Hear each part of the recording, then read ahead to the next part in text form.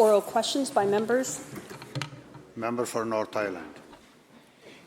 Last night it was reported that 1 of 4 OBGYNs resigned from Ridge Meadows Hospital.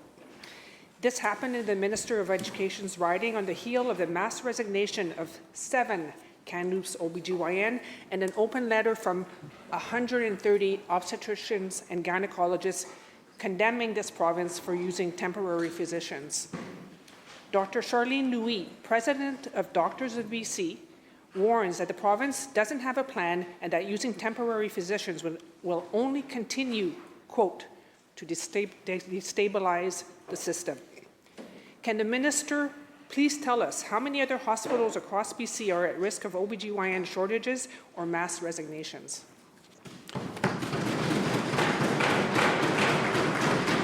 Minister of Health.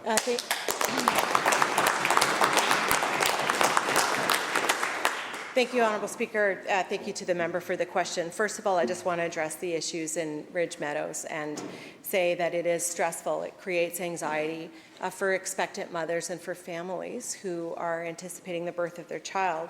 And to know at this time that there's a possibility of interruption of services is a tough thing to take. And I do want to thank the team at Maple Ridge and Ridge Meadows for the service that they're providing to people. Mr. Speaker, the member talks about the short-term actions that we have to take and that health authorities continue to focus on to provide what we all have as a common goal, which is stable maternity services for women and families across British Columbia. Mr. Speaker, those short-term actions are essential to make sure that the care is there and it can be delivered. But, Mr. Speaker, it also speaks to why we have to continue the work that we're doing in the creation of a new medical school here in British Columbia to train the next generation of doctors, to reach out to jurisdictions like California, Washington, and Oregon to invite physicians to move here to British Columbia to practice in our universal public health care system.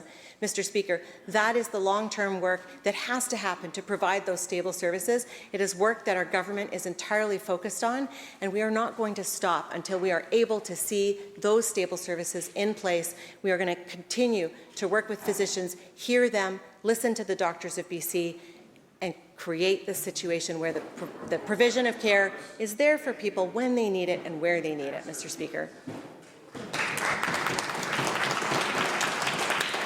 Member supplemental. I've been a practicing physician for almost 40 years, and I've done deliveries without OBGYN backup, and I'll tell you, it can be pretty scary. The resignation of OBGYN is having a domino effect. I've never seen, in all my career, almost 40 years, the system being so fragile. Departments are running at full capacity with one body away from closing. We warned this wave was coming, and it's here. The minister did not answer my question, and women across BC want to know. How many hospitals across BC are at risk of OBGYN shortage or mass resignation? Give us a number.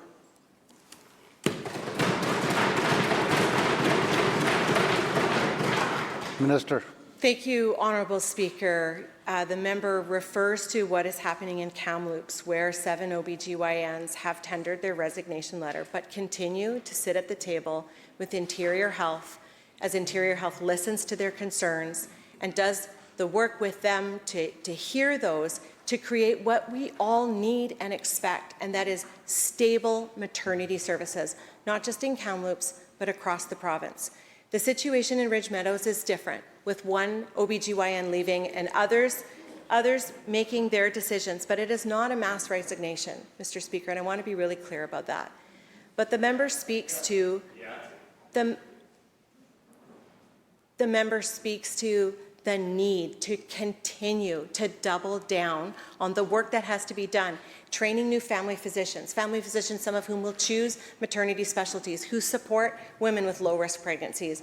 Mr. Speaker, the work to attract and train new specialists, new OBGYN, who will move to British Columbia, who will train in British Columbia to practice these services here. Mr. Speaker, that work is absolutely essential, and yet members of the opposition opposed our idea to recruit into the U.S. and to ask American physicians to move to British Columbia to practice, and that is happening. American physicians are moving here. They are, Members, wait for your turn. Members. we are, Members. we are Minister. going to continue the work of training, of recruiting, of hiring, of streamlining credentialing for those physicians who are coming here from other jurisdictions. Mr. Speaker, continuing to work with physicians, hear their concerns, take the short-term and long-term actions that are necessary to build out a stable system of care for British Columbians who expect it, who deserve it. Member for Courtenay-Comox. The only thing this government is continuing is managing the decline of our fragile healthcare system, Mr. Speaker.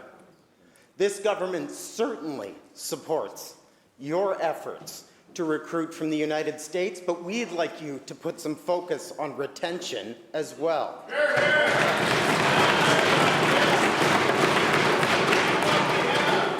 Through the chair, member. Mr. Speaker, there are 24 hours left, and as recently as yesterday, the minister has repeatedly acknowledged this government does not fully understand the impact to the cuts to long-term care and assisted living across this province.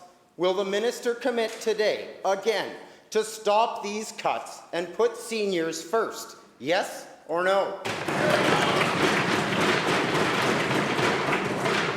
Minister. Thank you, Mr. Speaker, and thank you for the opportunity once again to talk about how important it is to provide safe and secure care for seniors in this province. Why this government has invested millions and millions of dollars into building and renewing long-term care homes in this province.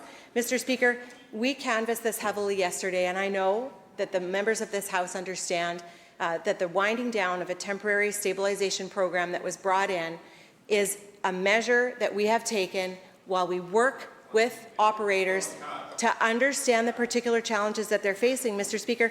But in the meantime, we are making up for years of neglect into long-term care. Mr. Speaker, so, for example, members, come to order, please. in the member, for Members. example, Mr. Speaker, in the constituency of Courtenay-Comox in the member's own riding, 156 new beds that were completed and opened in July 2024.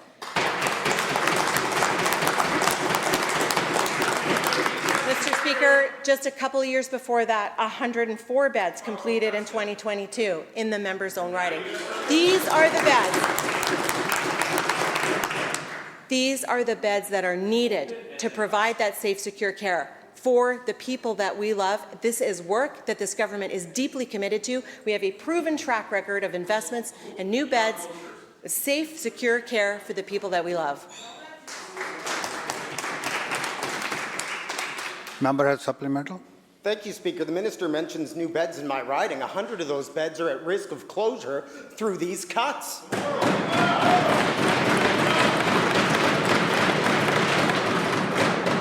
If this minister is reaching into the Wayback Machine, Mr. Speaker, she should look at the person sitting in front of her.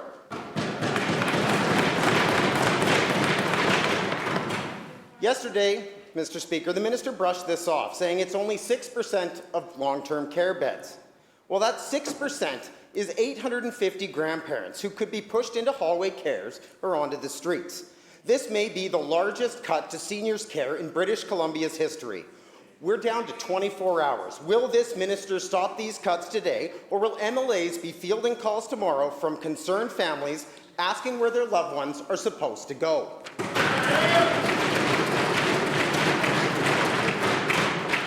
Minister of Health. Member for South. Minister of Health. Thank you, Honourable Speaker.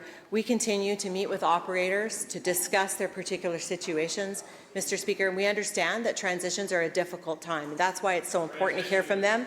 Mr. Speaker, that is why we met yesterday with the BC Care Providers Association to hear directly from them about their insights and the information that they have to share with me and with the ministry.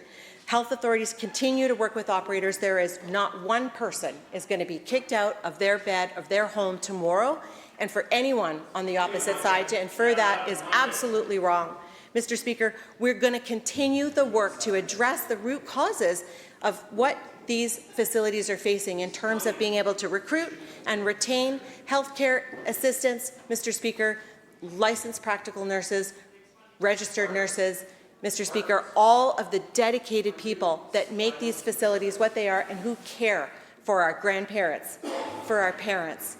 Mr. Speaker, this is the work that we have to continue to do. We are deeply committed to working with every single operator, every single facility that comes forward. That work will not stop. Leader of the third party. Thank you, Honourable Speaker. The Premier has said that local news outlets are, quote, treasures to local communities, end quote. And in the spring in this House, the member for Nanaimo-Lantzville lamented their slow deterioration.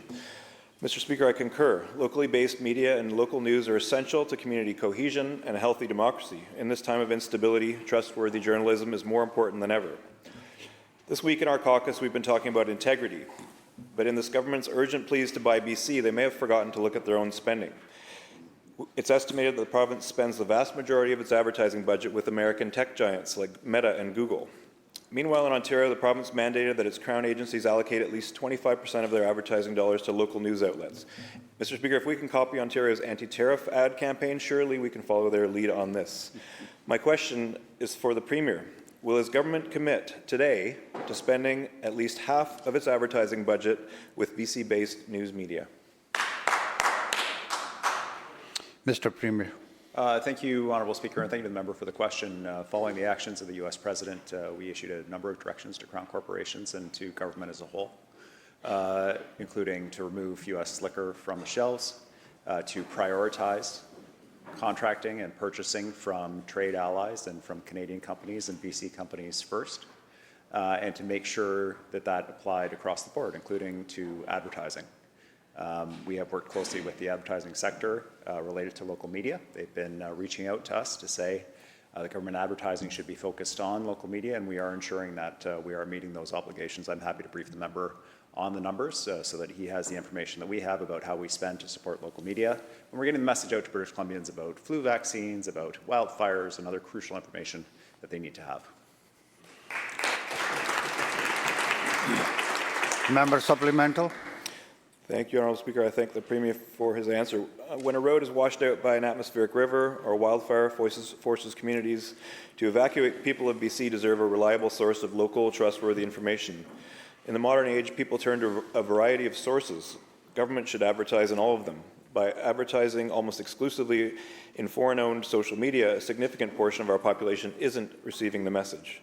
This isn't about propping up a failing industry or spending new money. This is about shopping local and supporting integral institutions instead of parasitic corporations. The Premier's NDP counterpart in Manitoba convened an all-party committee to explore the future of journalism. Will the Premier do the same?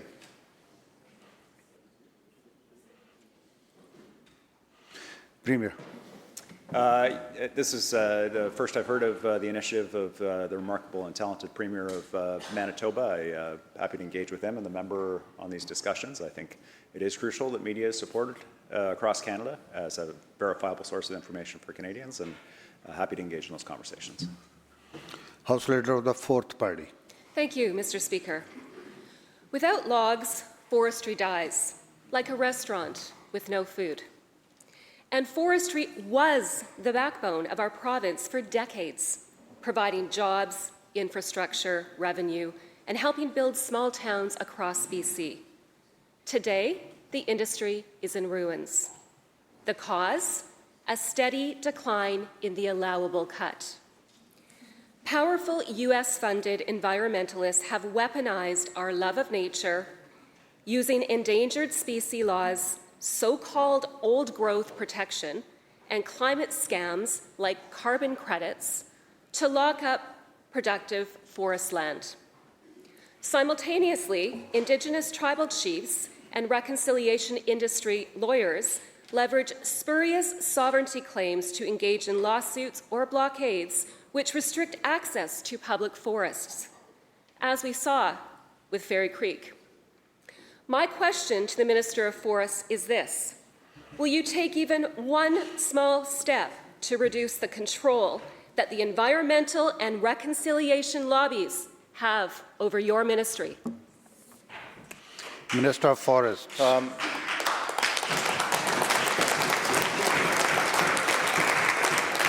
Thanks very much, Mr. Speaker. I'm very proud to be the Minister of Forests and to be able to work with the entire forest sector, which includes environmental organizations, First Nations, to really look at the path forward.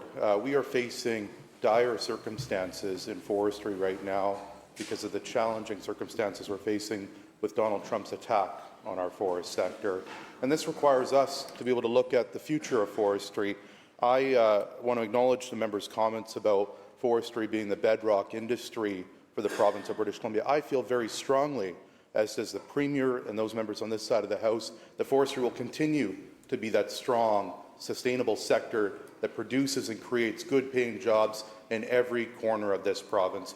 And unlike the member opposite, we are not going to pit First Nations against government. Unlike the member opposite, we are not going to cut down more old-growth trees and go back to 1950s-style clear-cutting efforts. What we are going to do is lay the path forward that ensures that we can have a strong, sustainable sector that ensures that we are stewarding our lands, protecting our communities from wildfires, and ensuring that we are creating prosperity in every corner of this province.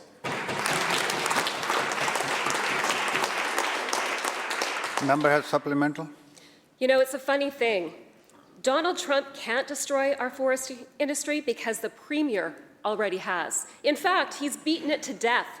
This government has destroyed this once mighty industry. It's so bad that paper mills in Port Alberni are importing fiber from, you guessed it, the United States.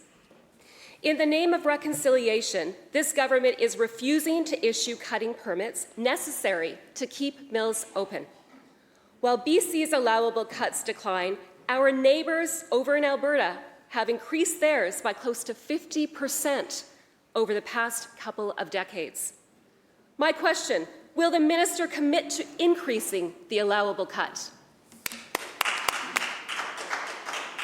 Minister. Mr. Speaker, Forestry 101, I think, is an important thing for all members of the House. The government does not increase the annual allowable cut. The independent chief forester sets the annual allowable cut. What I will do, Mr. Speaker, is work across government with all of my colleagues, Minister of Waterland and Resource Stewardship, the Minister of Environment, to ensure that we can move forward on a major project that the Premier has set. And that is to ensure that we can have a strong, sustainable forest sector that produces a harvest that creates jobs and prosperity in every corner of this province. We are doing that on the coast, where we have seen a significant reduction of raw logs leaving our communities and jobs leaving our community. As an example, when we took government, over 6 million logs were leaving, cubic meters worth of logs were leaving our province every single year. That's enough logs to build over 100,000 homes. Those numbers have gone down considerably since we took office. Another example in the interior, we are investing in value-added manufacturing. In my colleague from Castlegar's riding, we have a first-of-its-kind mass timber modular housing facility, the first of its kind in North America, here in British Columbia. Mr. Speaker, these are the steps that we're taking to ensure that we can have a strong, sustainable forest sector, and we won't apologize for the work that we're doing, and we'll bring First Nations, we'll bring industry, all to the same table to build that path forward. Member for Skeena. This Premier has so little faith in his ministers' ability to do their jobs that he has hired Michael Bryant, Penny Ballum, Doug White, Larry Campbell, Nathan Allen, George Heyman, Daniel Vigo, and Charlie Demers. Over $2 million in consultants in 1 year. I wonder if that's why this government is cutting long-term care funding. During a public sector hiring freeze, how many more NDP friends and insiders will get six-figure contracts to try to shield this government from its own failures?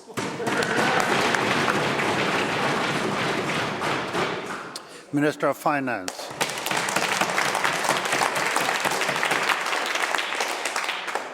Thank you, Honourable Speaker. Thank you to the member opposite for the question. When we hire external people to come in and assist us, it's because they have a unique skill set. that positions them to do really important work. And I'll share with the member opposite a perfect example of that which she mentioned, which is George Heyman, someone who has been the head of the BCGEU and a member of government who provided very sage advice to me. This is a very unique skill set, and having people who have such important skill sets assist us is money well spent. Member for Skeena supplemental. Thank you, Mr. Speaker. I still think that the primary job of this government should be trying to make sure that we can keep long-term care beds open, but this Premier claimed he could fix the problems on the downtown east side when he became Premier. It's been 3 years with absolutely no progress. Now he's hired another communications staffer, Nathan Allen, at $140,000 to do public relations for him on the downtown east side. The Premier himself, the ministers and the parliamentary secretaries he appointed clearly couldn't get the job done. So again, to the Premier, can he tell us how many NDP insiders it takes to fix the problems he created?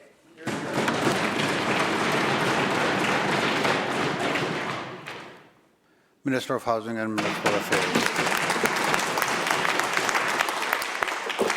Thank you, Mr. Speaker, and thank you to the member opposite for the question. Mr. Allen is returning to a position that he held a year ago. It's a public engagement role that will focus on housing and bringing community voices together in the downtown east side. This government's work in the downtown east side is significant. Since 2023, we've opened 800 new and renovated spaces, more than 900 more on the way. We continue to focus on results for people. That's our work in the downtown east side, seeing tangible results for the community there and far beyond. We're doing that work in ridings in communities all across this province, including many of the communities of members opposite, working with local leaders, working with community leaders to open winter shelters, to open supportive housing. We are focused on people, and we will continue to do that work. Member for Fraser-Nicola.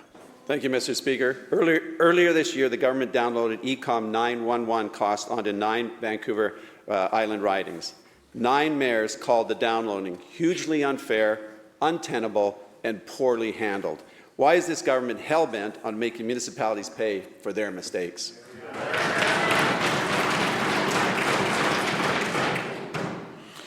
Minister of Public Safety and Solicitor General. Thank you very much to the Speaker, and thank you to the member opposite for the question.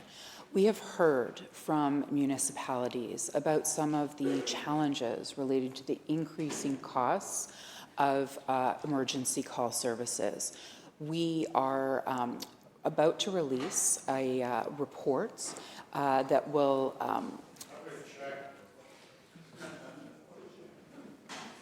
Why don't you get up and ask a question? Members. We will Please soon be continue. releasing reports that the Premier, that are Members. the aftermath of the Premier's decision to call for a review of the ECOM service, which provides invaluable emergency call services for municipalities across the province. We are committed to ensuring that we're working with municipalities so that they can continue to deliver the core service that when people call 911, they receive the prompt service that they need. We'll continue to do that work with municipalities, and we'll look forward to the continued conversation. Member for Fraser-Nicola supplemental. Thank you, Honourable Speaker. Healthcare is crumbling and cities are being forced to step up. Surrey is the latest city working to open their own primary care clinic to make up for the government's healthcare incompetence. Surrey has half the family doctors of Vancouver and now is taking on the task of providing health care because this government will not. Will this government fund the Surrey clinic, or will that leave City of Surrey holding the bag yet again? Yes or no?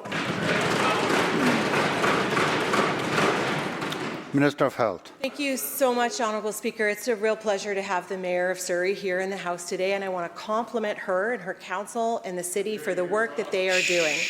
Mr. Speaker, that is true partnership, understanding that health care and ensuring that your citizens can access it is fundamental to the economy of your city. Mr. Speaker, that it is fundamental to being able to attract new businesses, new investment, to invite newcomers to come and live in your community and see it thrive. So kudos to the City of Surrey, Mr. Speaker. It is an example of the way that our government is working with municipalities, local governments around the province, whether it's Sicamous or it's Creston, it's Caribou. These are communities that are stepping up to the table and they are participating in recruiting physicians and healthcare workers to their communities because, Mr. Speaker, they know their communities best. And that is why taking a Team BC approach to building out infrastructure, to attracting the healthcare workers who are going to be members of their communities is a fantastic idea, and I thank every single local government that is stepping up to do that work. Member for Kamloops Centre. Thank you. That answer very clearly shows why cities are pleading with this government to stop the downloading, because they're counting on municipalities to continue to add provincial responsibilities under local taxpayers. We have the small businesses across this province begging for tax relief, especially property tax relief. We have sawmills and pulp mills around this province pleading for help from this government that has created the highest cost forestry jurisdiction in North America with their NDP policies. We have a premier that says he's opposed to a northern pipeline because we need to maximize the value of the existing pipeline networks that we have in British Columbia. Yet later this month, the Minister of Finance is being asked to sign off on a 30% reduction of the assessed values of those existing pipelines in British Columbia. Now, pipelines are capped on the property tax rates they can pay, which means that's a 30% tax holiday for those same pipeline companies the Premier says we have to maximize the value of. And who will have to pick up that cost, Mr. Speaker? The pulp mills, the sawmills, and the small businesses that this Premier says they are standing up and fighting for. So the government has two simple solutions. They can either say they will reject the reduction, the 30% tax holiday for pipelines being suggested by BC Assessment, or they can increase the cap on the mill rates for Class 2. Which is this government prepared to do today?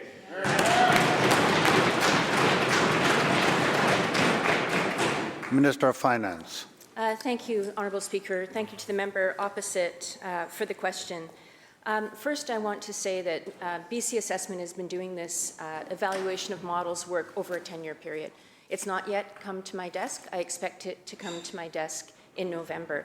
But I'll share with the member that I too feel concerned. I feel concerned any time that there is a downloading of taxes onto small businesses and onto people, and I look forward to reviewing this report. Member supplemental. Thank you. Well, it's a pretty easy concept, and surely the minister must have been aware of it because it has to be approved by the end of November, according to BC Assessment's own presentations to local governments. So it's shocking that the government doesn't already have a position whether or not they were going to take action or not. But it's interesting because it's always tough to understand what exactly this government and this finance minister is doing. On the first quarter update, Mr. Speaker, when concerns were raised about the sleight of hand happening with the tobacco settlement money in British Columbia, the minister assured everybody that it was standard accounting practices, and in fact, the Auditor General would be quite happy with how BC was handling that sleight of hand, with booking 18 years worth of a settlement in 1 year to try to deflect and make their horrible, horrible record deficit look a little bit better than it actually is in real life.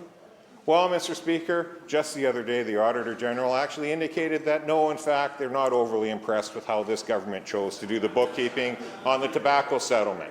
So can the minister please explain the disconnect between the words she keeps trying to convey to the public about the budget bookkeeping they continue to do to try to hide their record deficits over the language we're hearing coming out of the Auditor General's office?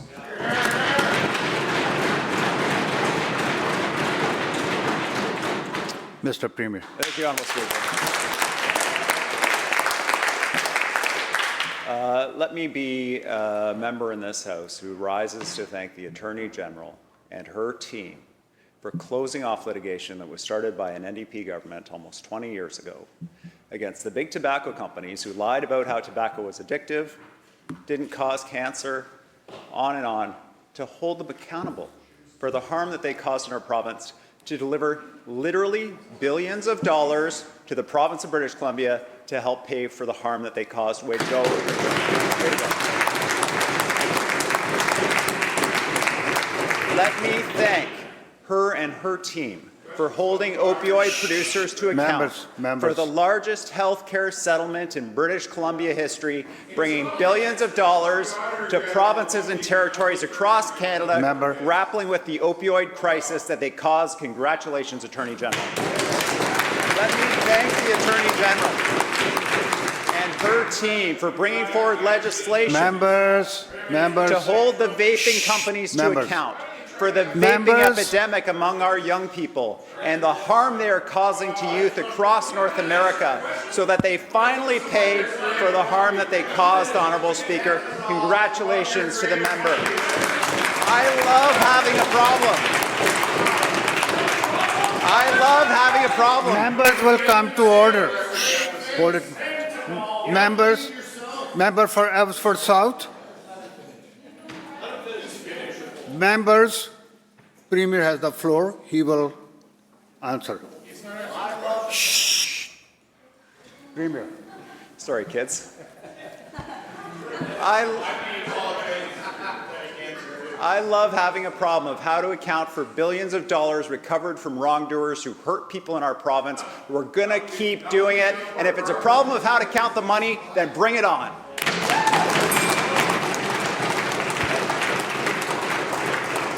The bell ends the question period.